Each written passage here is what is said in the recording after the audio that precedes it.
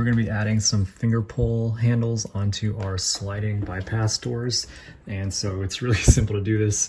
It uses a standard 3/4 inch auger bit like this, and you basically just drill the hole where you need it.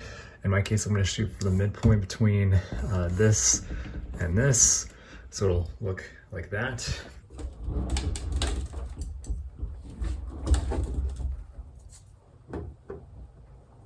So this distance is 10.5, so we're going to shoot for 5 1/4, 5.25.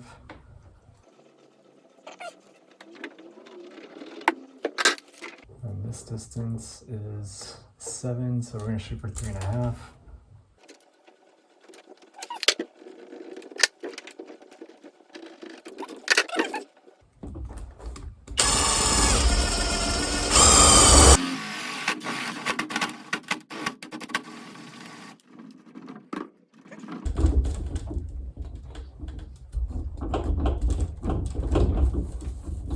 There we go, all done.